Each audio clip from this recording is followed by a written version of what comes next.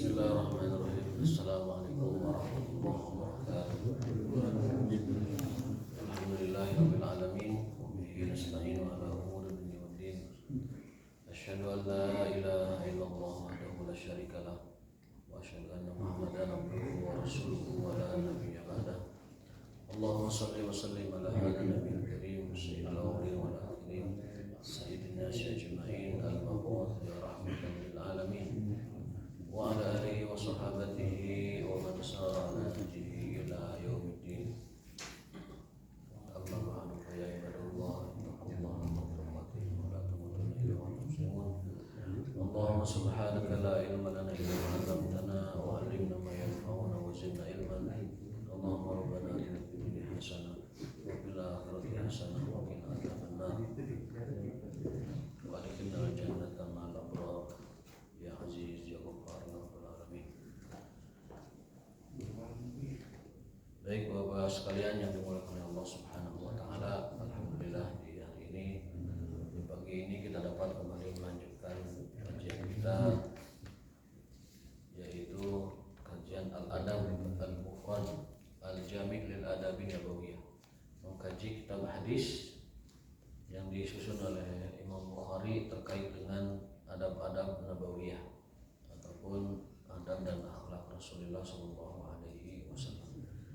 Ini kitab sepenuhnya berisi tentang adab dan akhlak Rasulullah SAW yang dikhususkan oleh Imam Bukhari dalam satu kitab. Sebenarnya beliau punya kitab yang lebih besar dari ini, namanya Sahih Bukhari. Namun karena perhatian beliau kepada adab ini cukup tinggi, sehingga beliau pisahkan hadis-hadis yang ada dalam Sahih Bukhari menjadi hadis khusus terkait dengan adab dan akhlak yang bersumberkan dari Rasulullah SAW. Kita sekarang ada di hadis yang ke 39 ya, kalau tidak salah, atau 40. 39. Terakhir itu kalau tidak salah pertanyaan sahabat, ya Rasulullah, hal baqiya min birri abawayya syai'un ba'da mautihima abarhuma. Seorang sahabat bertanya kepada Rasulullah, ya Rasulullah, apa yang saya bisa lakukan untuk kedua orang tuaku yang sudah tiada? Itu ya. Lalu Nabi menjawab, na'am khisalun arba'un. Ada 4 perkara yang harus dilakukan seorang anak kepada orang tua yang sudah meninggal. Yang pertama adalah ad-du'a'u lahuma, mendoakannya. Yang kedua adalah al-istighfaru lahuma, beristighfar untuk keduanya. Kalau doa itu rabbighfirli wa liwalidayya, kalau istighfar itu astaghfirullah li wa liwalidayya. Yang ketiga, infadhu ahdihima, menepati janji-janji mereka jika mereka punya janji atau punya nazar, karena itu menjadi hutang bagi mereka. Yang keempat adalah ikramu shadiqihima wa silaturahim allati la rahimah, yakni memuliakan teman-teman mereka selama mereka ketika mereka masih hidup. Jadi ada 4: mendoakannya, memintakan istighfar, lalu menepati janji dan nazar mereka, kemudian yang keempat berbuat baik kepada sahabat-sahabat baik mereka. Itu 4 perkara yang wajib dilakukan seorang anak untuk orang tuanya yang sudah meninggal dunia. Nah, sekarang kita ke hadis 39 dan 40 ya. 40 senada dengan yang sebelumnya. Ihfaz wuda abika la taqta'u fayudfi Allahu nuraka. Hadis ke-40 ini bahwasanya seorang anak hendaknya memuliakan sahabat orang tuanya. Jadi misalkan orang tua itu sudah meninggal, dia punya teman, ibu kita punya teman, ayah kita punya teman baik, sahabat ya, babaturan kahwat, dalit, sobat dalit, gitu kan. Itu kita sebagai anak hendaknya, bahkan kalau beberapa hadis mah seperti ditekankan banget gitu, harus berbuat atau memuliakan sahabat baik kedua orang tua kita. Ini riwayat hadis dari Khalid bin Yazid, dari Abdullah bin Dinar, dari Ibnu Umar. Abdullah bin Umar itu termasuk rantai emas periwayatan hadis. Jadi kalau disebut siapakah mereka pemilik riwayat emas, mata rantai emas hadis itu ya Ibnu Umar. Ibnu Umar ya, dari Nafi, dari Ibnu Umar, dari Rasul SAW. Itu kalau hadis sudah dari Ibnu Umar, itu derajat kesahihannya itu paling tinggi, disebut dengan rantai emas dalam sanad hadis. Nah, Ibnu Umar, Abdullah bin Umar meriwayatkan bahwa marra a'rabiyun fi safarin. Suatu hari ada seorang Arab pegunungan itu dalam sebuah perjalanan. Fakana Abul A'rabi shadiqan li Umar. Nah, bapaknya si Arab gunung ini adalah sahabatnya Umar bin Khattab. Berarti bapaknya Ibnu Umar, periwayat hadisnya. Faqala li A'rabi, maka Ibnu Umar mengatakan, alasta ibnu fulan, bukankah kamu ini anaknya si fulan? Gitu. Qala bala, iya saya anaknya bapak fulan. Fa amara lahu Ibnu Umar bihimarin kana yastaqibu. Akhirnya Ibnu Umar menyerahkan himarnya kepada dia untuk ditungganginya. Wa naza imamatahu an ra'sihi fa'ata, lalu melepaskan surbannya, melepaskan surban di kepalanya imamah dan diberikan kepada si Arab gunung itu. Faqala ba'du man ma'hu. Nah, sahabat-sahabat lain itu keanehan dan mengatakan, ama yakfihi dirhaman, wahai Tuhan, maksudnya ke Ibnu Umar karena mereka dimuliakan sahabat ulama kan. Wahai Tuhan, muncul bahasa orang lagi nih, orang seperti ini 2 dirham cukup. Gitu. Terkedah di pasihan himar kendaraan, terkedah di pasihan sorban pengersa gitu. Terlalu mahal untuk dia. Bahasa kitanya begitulah. Karena Arab gunung kan diberi sedirham 2 dirham juga cukup untuk sehari makan 2 hari makan. Sehingga para sahabat itu bertanya seperti kita ya, lumrah lah manusia. Ama yakfi dirhaman. Orang seperti ini mah cukup 2 dirham ge pengersa. Faqala, lalu Ibnu Umar membacakan sebuah hadis dari Nabi SAW. Ihfadhu abi, kata Nabi, jagalah sahabat ayahmu dulu. Jagalah sahabat baik dari ayahmu, dari orang tuamu. La taqta'uhu fayudfi Allahu nuraka. Jangan putuskan persahabatan tersebut sehingga engkau dimatikan cahaya wajahmu oleh Allah Subhanahu wa taala. Itu ancaman. Jadi Rasulullah dalam riwayat ini menjelaskan bahwa jagalah persahabatan baik antara orang yang dulu menjadi sahabat baik orang tua kita. Kalau itu tidak dilakukan, maka kata Nabi, Allah akan memadamkan cahaya wajahmu. Artinya Pak, menghinakanmu sebagai orang yang tidak tahu berbuat baik, tidak tahu berbuat memuliakan orang tua yang almarhum, dan tidak tahu cara bagaimana menghormati orang yang menjadi sahabat baik orang tuanya. Pasti ada hikmah di belakang itu. Kenapa Rasul sangat menekankan kembali kita memuliakan sahabat baik orang tua kita. Pasti ada hikmahnya. Mungkin di Indonesia itu hal yang tidak terlalu populer ya. Kita berbuat baik kepada sahabat orang tua, sahabat ayah, sahabat ibu. Tapi itu pasti ada hikmah besarnya. Sampai Nabi mengancam kalau kamu tidak lakukan, kau putuskan hubungan dengan sahabat ayahmu, maka Allah akan memadamkan cahaya wajahmu. Artinya Allah akan menghinakan dirimu.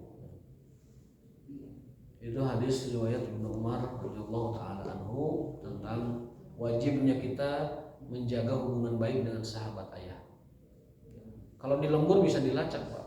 Bapak teh kepungkur, abah itu akrabnya dengan siapa, di lembur mah gampang. Oh, jeung Ki Sabta, Ki Sumarta, Ki Sutisna ya tuh. Sahabat-sahabat. Jadi kota mah ada sisa. Aki anu sahabatnya sareng Aki anu teu terang kan.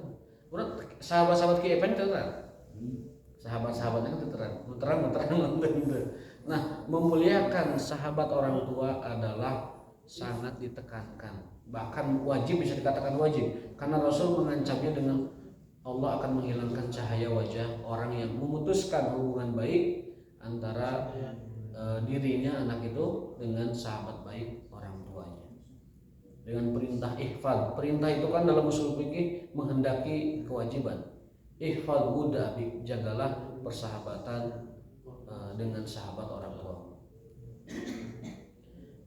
terutama bapak ya, sahabat bapak dijaga betul ya mereka.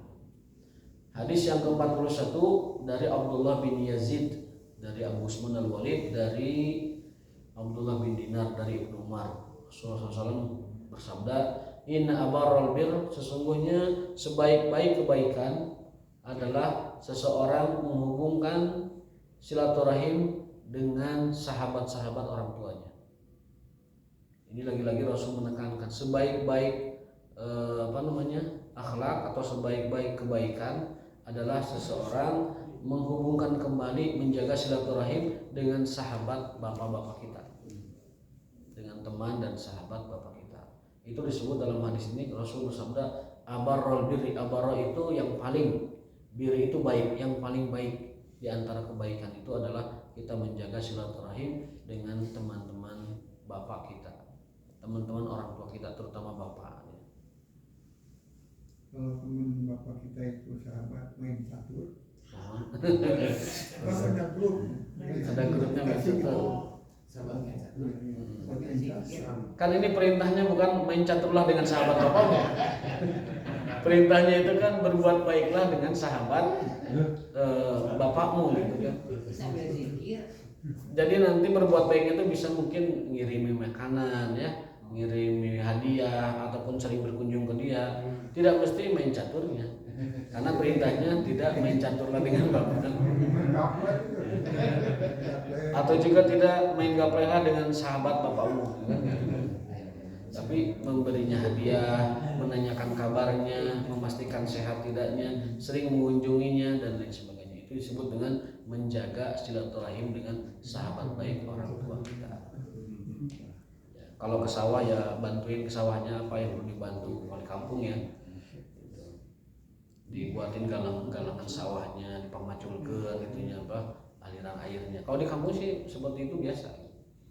Seperti abah saya misalkan punya kawan kalau ke sawah itu ngobrolnya tadi nggak tahu ya kan. Di sawah itu legend lah pokoknya. Itu kalau kita ke kampung itu berusaha menemui beliau ya sekedar bercanda heureuy begitu, habis itu ke sawah bareng. Itu menjaga silaturahim dengan sahabat baik orang tua kita. Apalagi di Kuningan mah ya. Kalau itu sahabat dengan baik kan bapaknya gitu kan. Ya. Nah, sekarang dia udah meninggal gitu, kita teruskan ke ini ke anaknya. Ahli warisnya juga ke ahli warisnya, ya ke anaknya. Ada nanti di hadis berikutnya. Itu ke anaknya. Karena ada hadis al-wudu yatawas, yang namanya cinta dan persahabatan itu diwariskan. Persahabatan dan kasih sayang itu saling mewarisi, diwariskan begitu. Sehingga kalau orang tuanya sudah meninggal, misalkan kita berbuat baik kepada anaknya. Anaknya itu meskipun dia tidak berhubungan langsung dengan kita, bukan sahabat kita, tapi dia adalah anak dari orang yang dulu baik dengan bapak kita, maka itu pun wajib kita muliakan. Itu namanya adalah anak dari sahabat bapak kita. Gitu ya. Inna abarral birri an yasila rajulu ahla muddi. Sesungguhnya sebaik-baik kebaikan adalah kita menjaga silaturahim dan memuliakan sahabat bapak kita. Kalau sahabat bapak kita tiada, maka anak dari sahabat bapak kita. Apalagi kalau anaknya perempuan solehah lagi, cantik menawan, itu kan cara berbuat baiknya menikahi. Jadi menikahi anak dari sahabat bapak kita itu lebih mulia lagi. Selain menjaga silaturahim, itu juga melaksanakan ibadah pernikahan. Jadi banyak kebaikan dikumpulkan di situ. Menjaga silaturahim, memuliakan teman, sahabat orang tua kita. Kemudian menghormati silaturahim, ikatan pertemanan almarhum bapak kita dengan sahabat kita. Yang ketiga, ibadah menikahi wanita soleha. Yang keempat, menjaga silaturahim antar keluarga sahabat bapak kita. Pahalanya banyak. 4 pahala. Contohnya Rasul menikahi putra Rasul SAW menikahi putrinya Umar bin Khattab. putra Abu Bakar ya. putra Abu Bakar yaitu Aisyah binti Abu Bakar, Hafsah binti Umar bin Khattab. Itu Hafsah itu kan pernah ditawar-tawarkan ya kepada sahabat Nabi. Ditawarkan ke Abu Bakar menolak. Ditawarkan ke Utsman menolak. Ditawarkan ke Ali menolak. Umar tuh udah jengkel. Wah bener ya baturan tengah. Bahasa orang begitu bahasa kitanya. Ternyata itu adalah Rasul menginginkannya. Ketika ditanya balik, wahai Abu Bakar, kenapa Anda tidak terkesan? Wahai Utsman, wahai Ali, jawabnya adalah kami tahu isyarat bahwa Kanjeng Nabi menginginkannya. Jadi itu wantun. Nah, surti itu wantun gitu mayunan teh Kanjeng Nabi teman. Jadi itu pahala yang banyak terdapat pada kalau kita memuliakan sahabat bapak kita. Ya, saya ulangi bahwasanya di antara ajaran Rasul SAW, bahkan kalau lihat perintahnya mah itu seperti wajib ya, ihfad, jagalah silaturahim kepada sahabat bapak kita, muliakan dia. Dan itu sebaik-baik kebaikan. Inna abarral birri, sesungguhnya sebaik-baik kebaikan adalah seseorang menjaga silaturahim dengan sahabat bapak kita. Mengirimkan hadiah, mengunjunginya, mengajak bicara supaya orang tersebut terhibur bahwa kenangan manis dengan bapak kita, dengan ayah kita itu dia teringat, dan nanti mereka saling mendoakan sesama sahabat baik. Itu hadis yang ke-40 sampai 41. Bahkan tadi disebutkan Ibnu Umar itu sampai ngasih himar dan sorbannya. Sampai ngasih himar dan sorbannya. Itu artinya apa? Benar-benar sangat ditekankan. Sangat ditekankan sekali. Sampai kata sahabat yang ada itu, wahai Ibnu Umar, orang seperti itu mah cukup lah dikasih 2 dinar, 2 dirham juga, 2 dirham cukup. Tapi kata Ibnu Umar enggak. Karena dia adalah sahabat baik dari ayahku Umar bin Khattab, itu sahabat baiknya, saya muliakan. Dikasih kendaraan, dikasih sorban dan lain sebagainya. Itu bagaimana sahabat menjaga betul silaturahim dengan itunya, dengan sahabat baik. Jadi terkedah ku catur, Pak Haji. Terkedah ngiringan catur atau nepi gaple ya. Dikirimi saja hadiah, kirimi makanan dan kunjungi dia gitu ya. Yang saya pikir termasuk contoh yang hebat yaitu seseorang sudah mengawini janda besannya.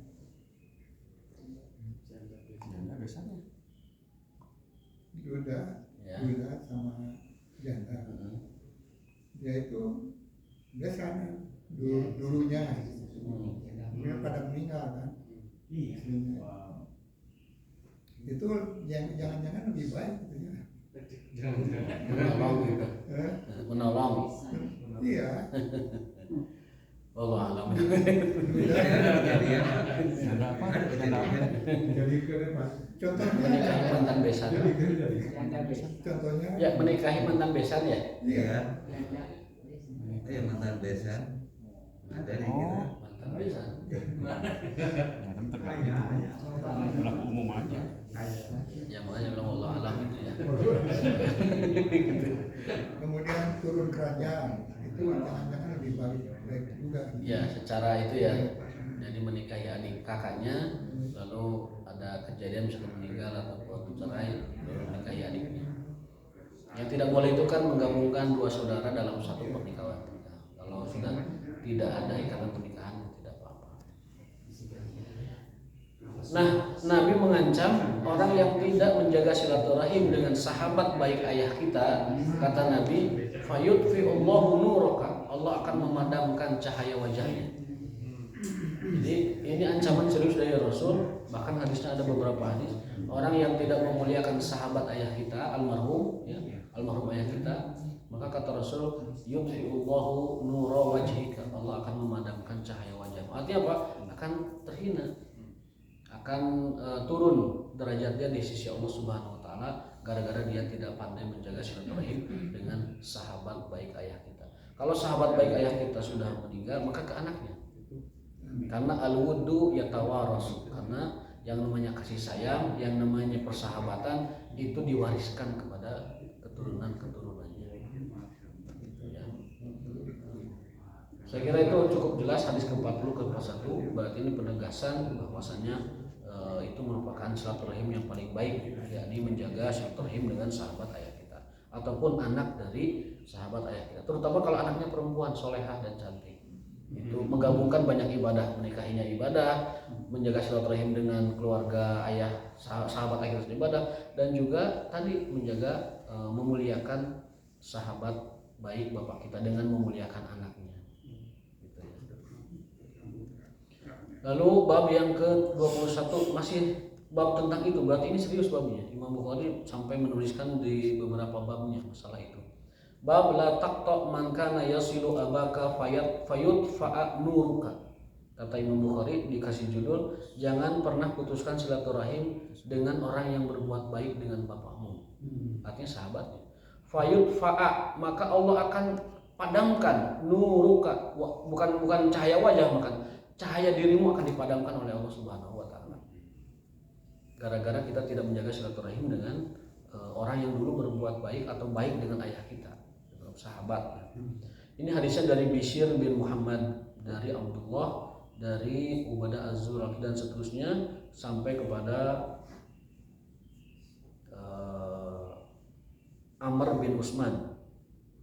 Famar bina Abdullah bin Salam. Abdullah bin Salam berjalan melalui antara kita, muttaqian ala ibni akhihi, seraya dia bersandar kepada ponakannya. Fanafada anil majlis, thumma atafa alaihi faraja alaihi faqala ma syi'ta Amr ibn Utsman marratain aw salasan.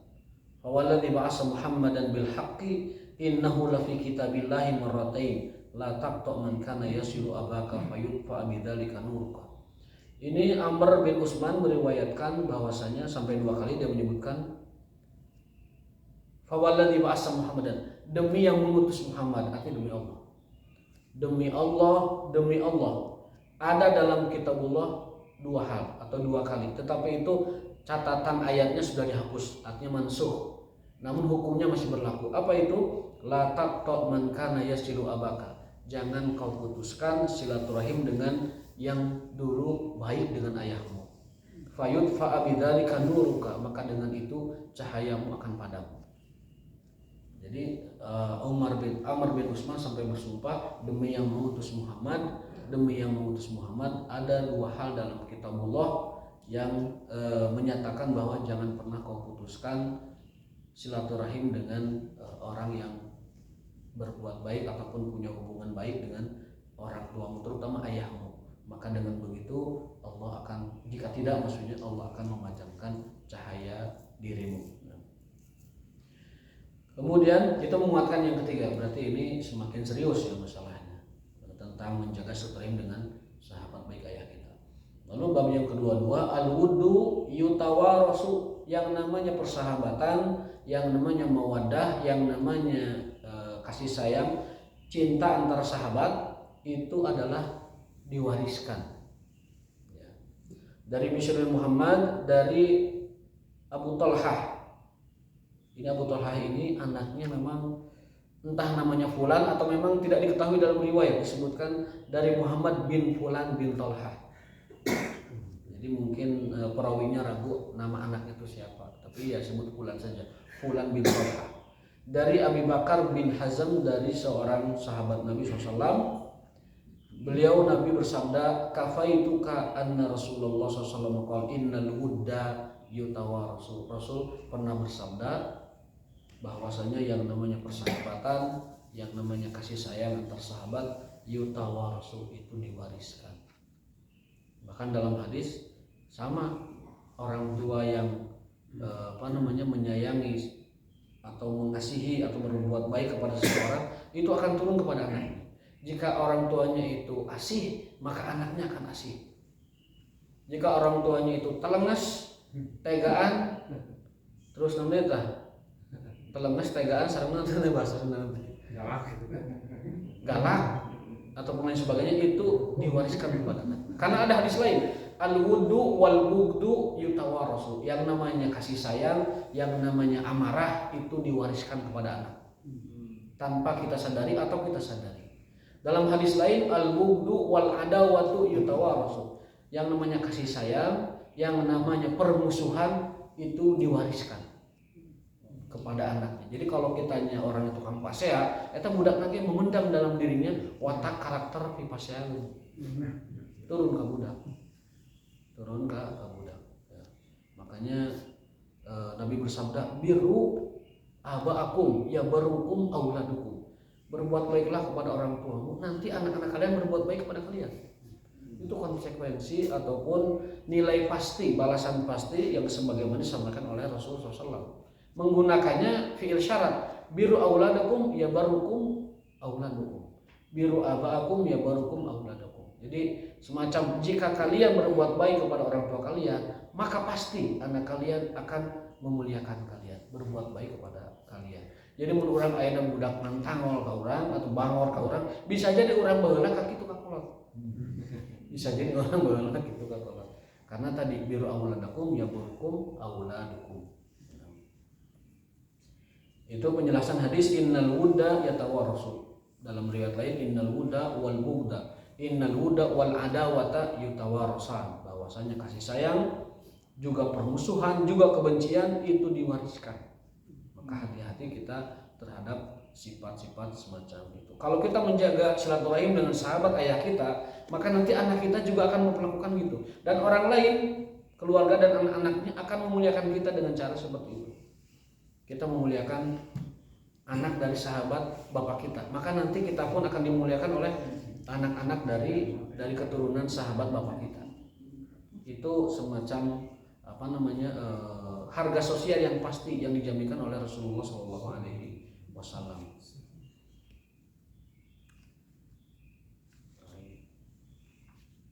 Berikutnya bab lain ini tentang la yusammi rajulu abahu wa la yajlisu qablahu wa la yamshi amamahu.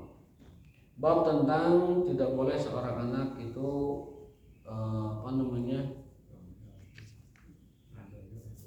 menyebut nama bapaknya dengan namanya. Pertama, yang kedua, wala yajlisu qablahu, jangan duduk sebelum dia duduk. Yang ketiga, wala yamshi amamu, jangan berjalan di depan orang tua kita. Jadi ini hadis ini, babnya adalah tidak boleh menyebut nama ayah langsung. Yang kedua, tidak boleh duduk sebelum dia duduk. Yang ketiga, tidak boleh berjalan sebelum atau di depan ayah kita. Jadi luar biasa Imam Bukhari, makanya nama kitabnya Al-Adab Al-Mufrad Al-Jami' Al-Adabi Nabawiyah. Adab mufrad, kumpulan adab-adab akhlak-akhlak Rasulullah SAW yang mana beliau itu diadabi oleh Allah Subhanahu wa taala. Dalam hadis adabani rabbi fa ahsana ta'dibi. Tuhanku telah mendidik aku dan itu adalah sebaik-baik pendidikan. Adabani rabbi fa ahsana ta'dibi. Nah, di antara adab itu adalah seorang anak tidak boleh menyebut orang tuanya dengan namanya. Namanya misalnya Sutisna. Ada loh sebagian itu ada sebenarnya. Ada di barat gitu, John dipanggil ayah itu John gitu kan. Itu bukan dari tradisi Nabawiyah. Kalau di Timur Tengah itu suami malah. Suami itu kadang istri itu manggil, "Ya Muhammad." Salakina dipanggil Muhammad. Di orang kan sopan alhamdulillah Kang atau Nabi AA atau Nabi bapakna gitu. Kalau di sana enggak, Muhammad. Itu salakina dipanggil gitu ke istrinya. Mata abdi mah nikahna sareng Indonesia we gitu. Teu orang Timur Tengah teh bisa dikitu. Sinamanu iya. Kayak nuju gula saya. Nasallah, meuli gula kan bahaya.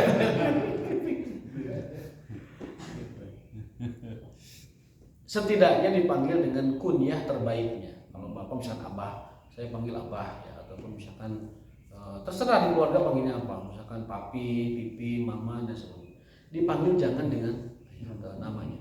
Hadisnya riwayat Abu Rabi dari Ismail bin Zakaria dari Hisam bin Urwah, dari ayahnya. Kita kasih tepat panggil papi dan Kang Puyum sih gitu.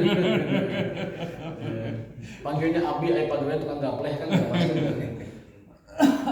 Abi sahur umi kan ngopi heula cenah pada juga gapleh kan. Tah aya tukang gapleh mah ulah Abi lah panggilnya. Atau jagar pasar dipanggilnya Abi kan tidak pas, atau Bia. Bia. Bia itu kan panggilan sayang ayah. Ya Bia, ya Bia. Bia itu panggilan sayang kepada ayah. Ada yang pakai A, Abuya gitu. Ada yang Abuya, ada Bia. Ya Bia itu panggilan kepada ayah. Kalau bahasa Arab itu ada abah. Abah itu dari abatu. Abatu itu ayah tersayangku. Kalau abun ayah saja. Tapi kalau abatun itu ayah tersayang. Apa dalilnya? Al-Qur'an. Ketika Ismail memanggil Ibrahim, ya abati if'al ma tu'mar. Wahai ayahanda, lakukan apa yang Allah perintahkan dalam mimpimu itu. Kemudian Ibrahim memanggil anaknya, bukan ibni. Ibni itu anak biasa, tapi kalau anak tersayang, ya bunaya. Jadi anak itu bunaya, laki-laki. Kalau perempuan, bunayati. Ya bunayati, wahai anak perempuan tersayangku. Kalau anak perempuan biasa itu bisa dipanggilnya binti saja. Ya binti, wahai anak perempuanku. Tapi kalau tersayang, ya bintaya atau ya bunayati. Itu panggilan kasihnya. Seperti Ibrahim memanggil kepada anaknya Ismail, ya bunaya. Apa ayatnya? Ya bunaya. Gimana yang hafal ayatnya? Mohon dibantu. Inna Allah inni arafil manami ani albahuka fandur madza tara. Itu dipanggilnya adalah Ismail manggilnya abati dan Ibrahim manggil kepada Ismailnya adalah bunaya, anak tersayangku. Nah, ini hadis dari Abu Hurairah bahwasanya beliau melihat dua orang laki-laki. Faqala li ahadihima ma hadza minka? Ini apa? Faqala abi, ini ayahku. Faqala la tusammihi bismihi. Jangan kau panggil ayahmu dengan namanya. Wala tamshi amamahu, jangan kau berjalan di depannya. Wala tajlis qablahu, dan jangan duduk sebelum dia. Ayat nama itu Pak ada begitu teh Pak. Wala tajlis qablahu, jangan duduk sebelum dia. Wala tamshi amamahu, jangan berjalan di depan dia. Wala tusammihi bismihi, jangan menyebut namanya. Di pesantren mah diamalkan ini. Kiai belum jalan itu, ya. Murid di belakang tuh atau salah, pakai tas cendelat atau salah, pakai tas keluar masjid nembe kalau. Tapi itu kakak orang tua nama dipraktekkan gitu. Kadang-kadang ke orang tuanya lebih utama. Jangan berjalan di depan orang tua kita, jangan duduk sebelum orang tua kita duduk. Bahasa Arabnya la tamshi amamahu wa la tajlis qablahu wa la tusammi bismihi, jangan panggil dengan namanya. Ketika Nabi Ibrahim menyampaikan mimpinya kepada Ismail, ketika itu Ismail sudah jadi nabi belum? Usia 6 tahun 7 tahun. Bisyarah nabawiyahnya sudah ada. Apa namanya? Bisyarah itu pengkabaran kenabiannya sudah ada, karena Allah menjelaskan begitu kan. Dan juga disebutkan wa in yarfa'u Ibrahimu al-qawaid wa Ismail, ketika Allah membangunkan membangun Ka'bah beserta Ibrahim dan Ismail atas perintah Allah Subhanahu wa taala. Jadi di usia itu Nabi Ismail masih kecil, masih belia ya, masih belia. Dan seorang nabi itu kan diangkat jadi nabi biasanya ba'da baligh. Ba'da usia balignya diangkat menjadi nabi. Sehingga Nabi Ismail saat itu masih belia, masih anak-anak, belum dilantik atau belum diangkat menjadi orang nabi, masih anak-anak. Itu berkenaan dengan bagaimana kita menjaga adab kita dengan orang tua ya. Menjaga adab, jangan sampai kita duduk duluan, berjalan di depan, dan kita ada adabnya hilang di masyarakat kita, ini hilang. Di kita kalau orang tua jalan sama anaknya, kadang anaknya di depan karena langkahnya masih tegap, masih bagus, di depan dia. Sementara orang tuanya di belakang itu ngikutin dia gitu. Itu tidak beradab kepada orang tua berdasarkan keterangan dalam kitab ini. Juga tadi duduk sebelumnya, kadang kita bertamu itu anaknya terus cari di payung Pak. Orang tuanya belum duduk, anaknya sudah duduk gitu kan. Itu juga tidak beradab ya. Kalau yang manggil nama di kita sih kayaknya nggak ada ya. Di Indonesia hal ini lebih bagus dari di Arab. Kalau di Indonesia itu jarang anak itu manggil ke orang tuanya dengan sebutan nama. Tapi ada satu dua saya pernah lihat itu manggil ayahnya itu dengan sebutan nama, karena memang dari kecil dia tidak mendapatkan perhatian baik dari orang tuanya, sehingga mungkin ada semacam beban psikologis atau masalah psikologis, dia manggil ayah itu dengan nama dan sudah menjadi lumrah di lingkungan itu ya.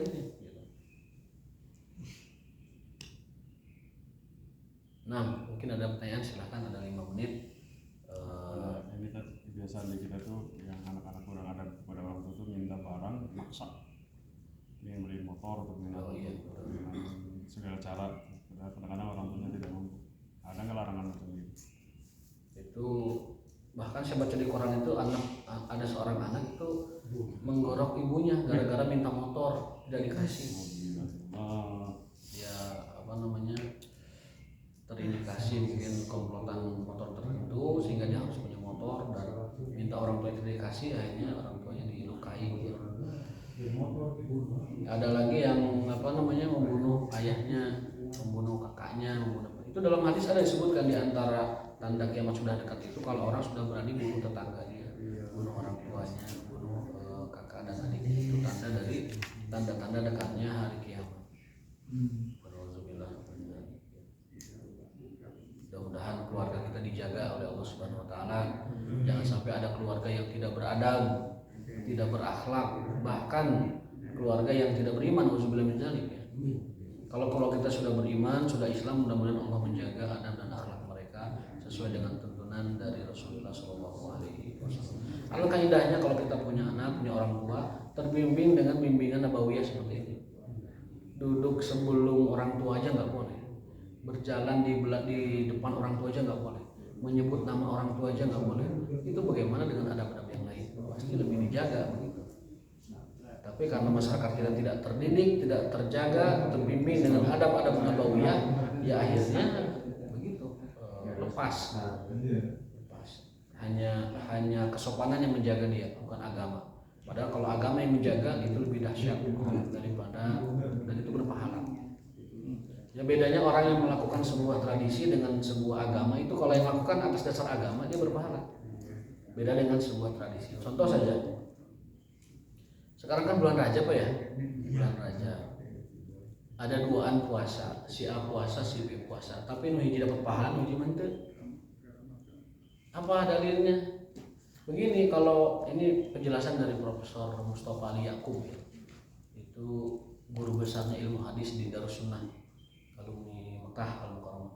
Kata beliau tuh begini, hadis tentang puasa Rajab itu kan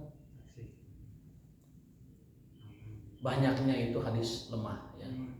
Tetapi ada hadis yang sahihnya. Kalau ada dua orang berpuasa, satu puasa, maka bisa jadi yang satu mah diberi pahala, yang satu mah tidak. Kenapa? Karena yang satu mah berpijak kepada dalil yang sahih, yang satu lagi mah berpijak kepada dalil yang tidak sahih. Si A puasa di bulan Rajab, tapi ngikuti dalil apa? Barang siapa yang berpuasa di bulan Rajab 1 hari, Allah bukakan satu pintu surga. Kalau puasa 2 hari dibukakan 2 pintu. Kalau puasa 30 hari, maka Allah bukakan 30 pintu surga. Itu tidak ada hadis seperti itu. Tapi dia meyakini itu pijakan ibadahnya. Nah, maka orang seperti itu tidak dapat pahala karena dia mengikuti dalil yang salah melakukan puasanya. Berbeda dengan yang puasa di bulan Rajab tapi dalilnya begini. Sesungguhnya bulan Rajab adalah termasuk bulan haram. Kan Zulqa'dah, Zulhijjah, Muharram, Zulqa'dah, Zulhijjah dengan Rajab terpisah ya. 4 bulan haram itu kita diperintahkan untuk banyak beramal soleh, terutama puasa. Kata Nabi bersabda bahwa lakukanlah puasa di bulan-bulan haram, banyakin puasa. Nah, kalau orang berpuasa di bulan Rajab dengan dalil bahwa bulan Rajab adalah bulan Muharram yang Rasulullah anjurkan banyak puasa, dia dapat pahala karena ngikutin dalil yang sahih. Tapi kalau dia puasa di bulan Rajab karena dalil yang salah, yang keliru seperti tadi, puasa sehari dibukakan pintu 1, puasa 2 hari 2 pintu dibuka, puasa 3 hari, jadi kalau 30 hari puasa 30 pintu surga dibuka. Padahal itu hadis tidak ada. Nah, maka dari ini kita bisa katakan bahwasanya bisa jadi orang itu berbuat yang sama, tetapi nu hiji mah diberi pahala, nu hiji mah tidak, karena dia salah mengikuti petunjuknya. Sama dengan orang melakukan aktivitas bersih-bersih, nu hiji mah bebersih leungeun, nu hiji mah bebersih teh wudu. Nu wudu mah dikasih pahala. Ada yang bebersih tangan mah tidak. Makanya yang namanya niat itu membedakan antara tradisi dengan ibadah. Yang namanya niat itu membedakan antara ibadah dengan kebiasaan. Tidur, duduk sep pada isya blek tibra teu menang pahala.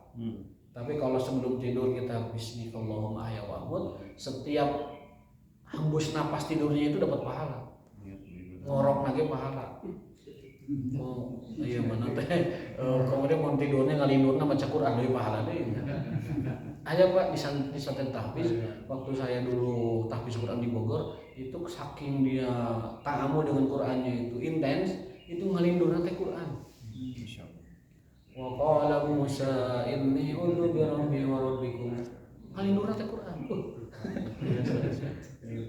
Saking dia seringnya interaksi sehingga ngalindur Al-Quran. Kan orang ngalindur teh mau Al-Quran orang biasa. Eta sampai keriting tilunya seberapa. Tomat seberapa. Kemudian di pasar, orang pasar ngalindurnya pasar. Orang yang guru ngalindurnya ngajar. Jadi kita baru daftar itu bapak menjelaskan gitu. Tapi kalau kita ahli zikir, ahli Quran, ngalindur lagi Quran. Ngalindurna Quran. Nah itu membedakan antara orang yang berpuasa karena dalilnya dapat pahala. Tapi kalau orang berpuasa karena dalilnya tidak benar, dia tidak dapat pahala. Dia ngikutin siapa? Dia ngikutin siapa? Kalau dia tidak punya dalil. Tapi kalau kita punya dalil, ini Rasul menganjurkan kita banyak puasa di bulan Rajab sebagai bulan haram. Bukan atas dasar satu pintu surga dibuka kalau kita puasa sehari. Karena itu tidak sahih ya, hadisnya. Allah a'lam. Monggo. Barangkali komentari soal ya tadi kalau itu dijalankan secara istiqomah Yang ada tadi Islam itu mempunyai kontribusi yang sangat besar di dalam proses penyelenggaraan berbangsa, bermasyarakat, bernegara. Ya dari proses itu. Hanya sekarang kendalanya kan ini kalau teman-teman Bapak itu beda politik juga. Beda politik, beda agama itu kendala. Kan perintahnya tidak pilihlah pilihan politik sahabat ayahmu. Gitu ya. Ataupun hindari politik sahabat ayahmu. Jadi perintahnya itu berbuat baiklah kepada sahabat ayahmu. Tidak mesti ikut tendensi politiknya, tidak mesti campur tangan terhadap pilihan politiknya. Berbuat baik aja, kirimi hadiah, kunjungi di waktu senggang, ucapkan sapaan salam, sampaikan hiburan kepada dia, masukan yang menghibur dia. Itu berbuat baik. Ya. Jadi jangan sampai sahabat bapak kita yang sealiran politik, ya, kemudian kita berbuat baiknya dengan cara seperti tidak mesti, karena kan bisa jadi pilihan politiknya berbeda. Kan? Masalahnya kan dia tetap muslim kan itu kan, dia tetap muslim dan sahabat baik ayah kita. Tadi seperti tadi pertanyaan Pak Haji tadi, kalau ayah kita tukang gapleh, sahabat lagi tukang gapleh misalkan, apakah kita membuat baiknya ikut gapleh? Kan enggak juga. Atau main catur ya, main catur. Ya sesekali catur tidak apa-apa, tapi kan berbuat baik yang lebih jelas itu lebih efektif, lebih baik. Mengirim hadiah, sembako, ya, salam, mendoakan misalnya, itu namanya menjaga silaturahim dengan sahabat baik kita. Kalau kita tidak mau cahaya wajah dan diri kita dihilangkan Allah, maka jaga silaturahim dengan sahabat ayah kita atau anak dari sahabat ayah kita.